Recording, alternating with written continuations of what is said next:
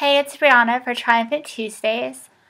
This week we're continuing our rotation on coping with crisis, and today I'm going to be talking about how to deal with your life after the crisis has passed. I think people would like to believe that after something is over that you should be all better and life should go back to normal, but that's often not the case. A lot of people can even develop PTSD from their trauma or crisis, and that's what I'm going to talk about today. I was diagnosed with PTSD because of trauma that I had, and that far outlasted the event, and PTSD is really difficult to deal with, and it makes it really hard to function in everyday life if that PTSD is triggered. So I'm just going to talk about my own personal experience with PTSD and how I deal with it. So, I know everybody's experience is different, but hopefully some of the suggestions I give can help you deal with it. And I know everybody's symptoms are different, but anyway, I hope this is helpful. This happened because of a problem I had with a coworker. So I think the first thing you have to look at when you're trying to work on your PTSD is figure out what triggered it. And if you can figure out what triggered it, you can just figure out ways to deal with it better. So in my situation, it was caused by a coworker. So every time I saw that person, I started with my PTSD symptoms. And for me, when I saw this person, I would just kind of zone out. I guess that's the best way to say it. And it's not that I would completely lose where I was, but it was almost like that. It's almost like I work in the grocery store, so I'd be scanning groceries and I would see this person. And all of a sudden, I would freeze. It's kind of like that fight or flight thing you get. And my heart would race and I would get super anxious and nervous, and that would go on for a little while, and I would just kind of black out. I would forget where I was, forget what I was doing, forget everything, and all I could focus on was the event that happened with this coworker that caused all the trauma and stuff. So that was really difficult to deal with. And after the trauma, I couldn't even really talk, and I'm a very verbal person. I like YouTube, I have a talking type job. I'm very expressive, and all of a sudden, I couldn't do that. I couldn't talk about it at all, and I could barely even function in my everyday life. And people were trying to help me. I just wasn't able to receive that help at the time because of my trauma. Finally, I was able to talk to my therapist about it, and she's like, yeah, I think you have PTSD. So I was able to kind of start dealing with it because I knew that my problem had a name and that it was treatable. So she started helping me by treating it, and so I'm just going to talk about things that helped me. Fortunately, I don't see this person anymore. We were lucky enough to be able to get him transferred, but he has come in on a couple of occasions, and it's been hard for me. But when I see this person, I know it's going to happen, so it's easier for me to deal with it. So now when I see him, first of all, I try to leave. The new manager knows, and I'm just hey, I cannot work when this person's in the building. Something happened to me, and I just cannot do it. And because I'm a very honest person, that works. But sometimes it's super busy, and it's just not possible to get off a register. But when I notice that I'm starting to have those feelings, the first thing I do is try to engage in conversation, because it is a talking job. So instead of just saying the normal cashiering things hey, how are you, I'm just I say those things, but I'm also I pick something out about the person. I'm oh, I like your necklace, where did you get it, how was your day? I say a bunch of open-ended questions so that I have to listen. And that really helps me because it gets the other person talking and it makes me focus on what's going on. For me, the hardest thing about PTSD is not being able to focus on what's going on. So if I can keep myself out of my own head, it actually is really helpful. So I do that. Another thing you can do is touch the things that are around you. Like if I'm at work and this happens, like I touch my uniform, or like I feel the letters on my name tag, or like I start cleaning the register so that, I feel that. And I really make an effort to try to talk to the other coworkers if I can. I do anything I can to distract myself from my head and what's going on. Because even though I try to not invalidate my trauma in any way, because it was terrible, I also know that, going over it in my head all the time and feeling sorry for myself isn't productive. So I try to use all my senses to get out of my head as much as I can. But if your trauma was triggered by something else, where you are often determines what you can do about it. I often find that, like, if this gets triggered and I'm by myself, that it's often harder because I'm just stuck by myself. So I try to do something different. Like I call a friend, or I have dance parties in my room, or I watch a movie.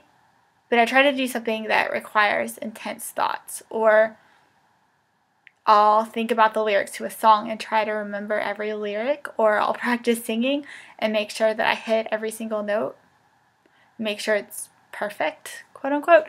I just do something that requires intense thought. There's this game called Temple Run on the iPhone, and that's a really hard game. So I would suggest just doing anything you can if you're at home that requires thought so that you're not in your own head. I also take really deep breaths, and that sounds obvious, but often it's not, because I know with anxiety it's really easy not to breathe. And if you try to breathe deeply, it does keep you grounded, and it does help remind you where you are and that you are safe. And I think one of the biggest things in managing symptoms of PTSD is remembering that you are safe. Like, at this current time, where you are, even if the person that did this to you is like around you, at this current time you are safe. And I know sometimes that can sound like, when I say that, that can sound like I'm invalidating your experience. I'm not. But overcoming this is about staying in the present moment. So if I'm at work and I see this person, like, at that moment, I'm safe. I'm okay. It's not going to happen again. I've learned something. I've learned to protect myself. It's not going to happen. So just as much as you can, like, stay focused on the current situation. You can breathe and say to yourself, you know what, Brianna? You're safe right now. You're okay. The situation's okay. It might be uncomfortable, but it's okay. Nothing bad is going to happen. You will get through this. I believe in you. Start saying positive affirmations to yourself and know that you will get through this and it will be okay. Because you got through the trauma, so you can get through the uncomfortableness of the PTSD and know that it will all get better in time. I like that song by Leona Lewis, Better in Time, but it's true. Situations have a way of getting better in time, and I think that's because we gain perspective on them and get used to them as being part of our reality. So in that way, they do get better. Because like I said before, like, time creates emotional distance, and that's usually good when you're dealing with trauma. I remember one particular instance at work that I saw this person, and like I said, I like to sing, and I'm very spiritual, so I started singing the Sister Act 2 version of Joyful Joyful. And at this point, I was just starting to deal with my PTSD, and I was having a super hard time with the fact that this person was working with me. So I just didn't care. As long as I felt safe. I didn't care like how ridiculous I looked, because I just wanted to feel safe. And so I started singing this song, And then this other girl joined me, and we started singing it louder. And the manager loved it, and he actually turned off the music that plays at the grocery store, because there's this really annoying track of music that always plays, but he turned it off. And we started singing it, and he comes over to us. He's like, okay, I turned off the music. Like, I want you to sing this loud. So we did. And I started rapping the rap part that I love. And it actually turned out good. And people were telling us, like, how good at singing we were. And it just reminds me that there's light at the end of the tunnel, that things you do to cope can often turn out good and turn out to your advantage. And now everybody knows I sing, so it's okay at work sometimes to break into song and have fun. But this song and singing it, like, allowed me to connect with the girl that was singing it with me, and connect to God and connect to myself. And it was actually part of the healing process in that song today. You know, every time I have trouble with this situation, like, I think of those lyrics and think of that song. And even if you're not religious, you can do that with any song or anything that helps you. But it's given me hope. And the thing that made me able to tell my therapist what was going on and made me start getting out of it enough so that I could talk about it was actually really miraculous and beautiful. One day, I was cashiering, and this person was in the store, and all my PTSD symptoms were happening. And this little tiny girl, like, sneaks up behind me and just gives me a big giant hug. And I'm like, what is this? So I turn around, and this little girl is standing there. And her mom is, like, standing, you know, on the side of the register that you check out on. But she's like, the little girl is behind me giving me a hug. And that was the first thing I felt, like, when I felt someone touch me. And I really liked her and asked her mom what her name was and how old she was, and I've known her for years. And she's actually the girl in my introduction. You know, the girl I'm, like, with in my intro? She means so much to me because she helped me through this situation. And that's not to discount all the help that people were trying to give me, but the help from this girl was the help that I could receive. So she actually made it a lot better. And I do believe in angels. Like, I believe that there are earth angels. That just because there's a picture of angels and that's how they're depicted, I don't think that those exist. Like, I think that there's angels on earth and they're there to help you. And I couldn't get through this situation alone. So she started hugging me every day, and I got really close with her. And she's one of my favorite people, and her mom's amazing. And because of her, like, I was able to hold on, and I started getting back in touch with reality and started being able to live my life again. And this little girl obviously means so much to me. But if that hadn't happened, I wouldn't know her. So there's always good things that come out of bad things. And because of her, like, I was able to open up to my therapist and start to get better and start to heal. And PTSD is very overwhelming, and the healing process from that can be really tough.